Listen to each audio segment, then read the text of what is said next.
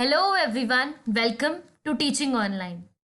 इस वीडियो में हम chemistry structure of the atom chapter को कंटिन्यू करेंगे विद द न्यू टॉपिक। हमारा इस वीडियो का टॉपिक होगा वैलेंसी। वैलेंसी आप पिछले चैप्टर में भी पढ़ चुके हो, लेकिन इस चैप्टर में जो आप पढ़ोगे वो बेसिकली वैलेंसी के रूप में होगा इलेक्ट्रॉनिक कॉन्फ़िगरेशन। सबसे पहले मैं आपको ये बता दूं कि अगर आपने एटॉमिक मास लर्न कर लिया और एटॉमिक नंबर लर्न कर लिया है तो आपके लिए बहुत आसान होगा वैलेंसी निकालना। ठीक है, इलेक्ट्रॉन्स पता करना, प्रोटॉन्स, इलेक्ट्रॉनिक कॉन्फ़िगरेशन प्रोसेस करना। We have learned how the electrons in an atoms are arranged in different shells और ऑर्बिट। हमने ये चीज़ देख ली है कि कैसे इलेक्ट्रॉन्स अरेंज्ड हैं अलग अलग ऑर्बिट्स में। कैसे अरेंज्ड? के, एल, एम, एन, या फिर 1 2 3 4 एंड सो ऑन, ऐसे इलेक्ट्रॉन्स एंगेज्ड हैं, अरेंज्ड हैं डिफरेंट ऑर्बिट्स में। Okay, the electrons present in the outer most shell of an atom are known as the valence electron. ये बहुत सारे लोगों को पता भी होगा कि ये है हमारा क्या, एटम, जो सबसे बाहर वाला ऑर्बिट होता है और उसके अंदर जितने इलेक्ट्रॉन्स प्रेजेंट होते हैं, जो सबसे आउटर मोस्ट शेल होता है किसी भी एटम का, जिसके अंदर इलेक्ट्रॉन्स प्रेजेंट होते हैं, उसको हम वैलेंस इलेक्ट्रॉन कहते हैं। ये क्वेश्चन आता है, आउटर मोस्ट शेल को एटम की क्या कहा जाता है? वो कहा जाता है वैलेंस शेल, और इलेक्ट्रॉन्स को क्या कहा जाएगा? Valence electrons. Okay, from the Bohr and Bury scheme, we also know that the outermost shell of an atom accommodate a maximum of 8 electrons. हमको बोर और बरी के जो उनका इंफॉर्मेशन दिया गया था, उससे हमको ये बात भी पता है कि जो सबसे आउटर मोस्ट शेल होता है एटम का, उसके अंदर हम मैक्सिमम कितने इलेक्ट्रॉन्स भर सकते हैं? 8 इलेक्ट्रॉन्स भर सकते हैं। ये सारी चीज़ें रिवाइज करवा रही हूँ और आपकी बुक में भी रिवाइज करवाई गई हैं। बेसिकली हमें पूरा पिछले चैप्टर का रिवाइज किया गया है और जो पिछले टॉपिक्स हमने पढ़े गए हैं वही रिवाइज करवाया गया है। बेसिकली हमें जो पढ़ना है वो है electronic configuration. The combining capacity of the atom of the element that is their tendency to react and form the molecule with the atom of the same or a different element was thus explained as an attempt to attain a fully filled outermost shell. अब ये जो यहाँ पे पूरी line लिखी हुई है, इसी को हम इलेक्ट्रॉनिक कॉन्फ़िगरेशन कहते हैं। कितनी कंबाइनिंग कैपेसिटी है एक एलिमेंट की? Tendency to react and form a molecule, मतलब एक एटम दूसरे एटम के साथ गेन करेगा, लूज करेगा और शेयर करेगा, मतलब रिएक्ट करेगा ताकि वो स्टेबिलिटी पा सके। हम इलेक्ट्रॉनिक कॉन्फ़िगरेशन करते क्यों हैं? क्यों हम अरेंजमेंट ऑफ इलेक्ट्रॉन करते हैं? ताकि हमें जो एटम है वो स्टेबल हो जाए। सारा खेल स्टेबिलिटी का होता है, जो भी करना है स्टेबल। तो एटम क्या करते हैं? They have the tendency to react and form the molecule with the atom of the same और डिफरेंट एलिमेंट।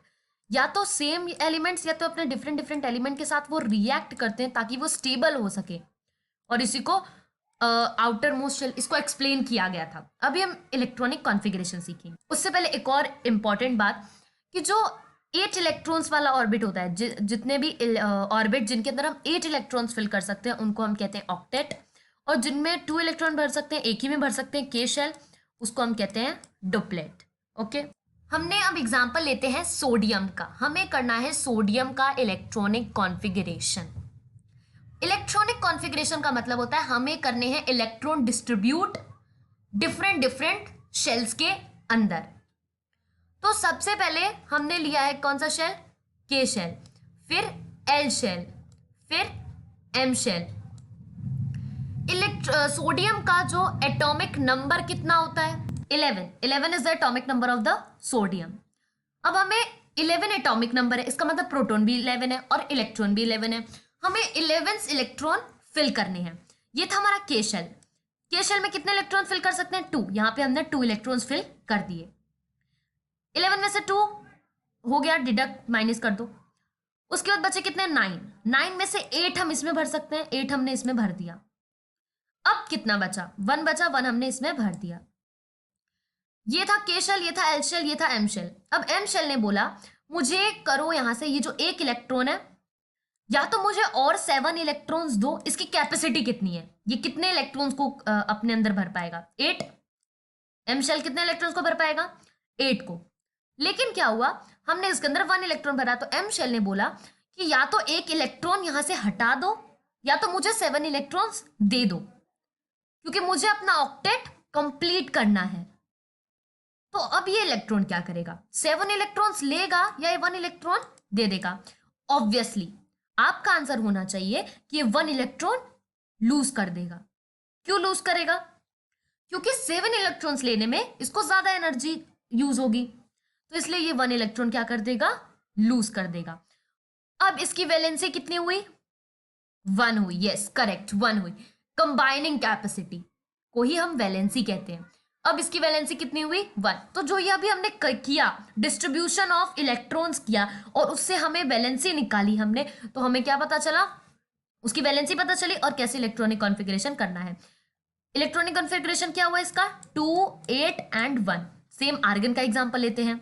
आर्गन के अंदर होते हैं 18 इलेक्ट्रॉन, इसका मतलब इसका एटॉमिक नंबर भी 18 हुआ। अब इसमें क्या किया हमने, 18 इलेक्ट्रॉन होते हैं, हमने फर्स्ट में कितने इलेक्ट्रॉन फिल कर दिए, 2 फिल कर दिए 18 में से। उसके बाद हमारे पास कितने बचे, 8, हमने 8 फिल कर दिए इसके अंदर।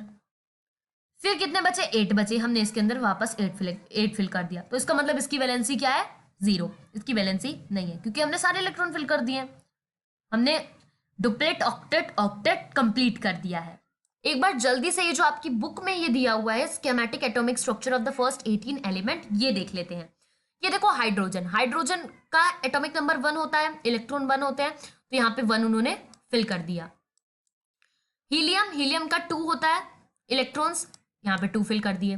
लिथियम का होता है 3, तो यहाँ पे पहले 2 इलेक्ट्रॉन भर दिए, फिर नेक्स्ट में कितना भर दिया, 1 भर दिया। अब आप मुझे बताओ इसकी वैलेंसी कितनी होगी। ऑब्वियसली इसकी वैलेंसी होगी 1, क्योंकि ये है क्या, एक ये वाला जो है ये एक ऑक्टेट है और यहाँ पे 1 इलेक्ट्रॉन है, या तो ये 7 इलेक्ट्रॉन्स ले या तो 1 इलेक्ट्रॉन्स दे दे। तो ऑब्वियसली क्या करेगा, 1 इलेक्ट्रॉन दे देगा जिसमें कम एनर्जी लग रही है। अब सेम बेरिलियम के अंदर 2 इसने फिल कर दिए, यहाँ पे भी 2 फिल कर दिए। अब बेरिलियम की वैलेंसी कितनी हुई, 2, क्योंकि ये 2 इलेक्ट्रॉन लूज कर देगा रेदर देन कि ये अपने 6 इलेक्ट्रॉन्स ले। फिर उसके बाद same boron, carbon, nitrogen, oxygen, ऐसे ही आपको सबकी वैलेंसी निकालनी है। इलेक्ट्रॉनिक कॉन्फ़िगरेशन करके आपको सबकी वैलेंसी निकालनी है। तो फिर आपको वैलेंसी लर्न करने की जरूरत ही नहीं अगर आपको इलेक्ट्रॉनिक कॉन्फ़िगरेशन करना आता है तो। ओके, अब आगे पे नियॉन में देखो। नियॉन में इसने 2 इलेक्ट्रॉन्स भर दिए पहले शेल में, फिर नेक्स्ट में 1, 2, 3, 4, 5, 6, 7, 8, इसमें इसने 8 फिल कर दिए। तो यहाँ पे इसने अपना डुप्लेट और ऑक्टेट भी कंप्लीट कर दिया, इसकी वैलेंसी नहीं है, ठीक है। फिर नेक्स्ट लेते हैं यहाँ पे सोडियम का भी हमने देखा इसकी वैलेंसी कितनी होगी, 1। ऐसे magnesium, aluminium, silicon, phosphorus, sulphur, chlorine, argon, ठीक है। यहाँ पे अभी आपकी बुक में भी एक टेबल दे रखी है, इसके अंदर आपको हाइड्रोजन है, हाइड्रोजन का सिंबल होता है H, एटॉमिक नंबर होता है इसका 1, नंबर ऑफ प्रोटॉन भी इसका मतलब 1 हो गए। इसके अंदर बस एक यही एलिमेंट है 118 एलिमेंट्स में जिसमें न्यूट्रॉन नहीं होता है, इलेक्ट्रॉन भी 1। अब कर दो इलेक्ट्रॉनिक कॉन्फ़िगरेशन 1, ठीक है। इसकी वैलेंसी भी कितनी हुई, 1, क्योंकि या तो ये 1 इलेक्ट्रॉन लूज कर देगा तो इसके पास कुछ बचेगा ही नहीं, स्टेबल ही नहीं रहेगा, तो इसको 1 इलेक्ट्रॉन लेना पड़ेगा ताकि ये स्टेबल हो जाए। क्योंकि बाकियों के पास तो 2 इलेक्ट्रॉन है, लेकिन अगर ये वो भी दे देगा तो हाइड्रोजन तो स्टेबल ही नहीं रहेगा। इसलिए लिथियम, बेरिलियम, बोरोन, इन सबकी वैलेंसी आपको याद रखनी है। मैं एक बार आपको वैलेंसी बता देती हूँ। Hydrogen 1, helium 0, lithium 1, beryllium 2, boron 3, carbon 4, nitrogen 3, oxygen 2, fluorine 1, neon 0, sodium का कितना है, यहाँ पे ये रहा सोडियम का है 1, मैग्नीशियम का 2, एल्यूमिनियम का 3, सिलिकॉन का 4, फॉस्फोरस का 3.5 एंड सल्फर का 2, क्लोरीन का 1 एंड आर्गन का 0। सो हमने इस वीडियो में देखा वैलेंसी क्या होती है। वैसे वैलेंसी आपने पिछले चैप्टर में ही पढ़ी है कि कंबाइनिंग कैपेसिटी, लेकिन इस कंबाइनिंग कैपेसिटी को आप लोग लर्न करोगे तो वो हम इलेक्ट्रॉनिक कॉन्फ़िगरेशन के थ्रू निकाल सकते हैं। इलेक्ट्रॉनिक कॉन्फ़िगरेशन क्या होता है, कैसे करना है, वो हमने इस वीडियो में देखा। मिलेंगे नेक्स्ट वीडियो में। Thank you very much.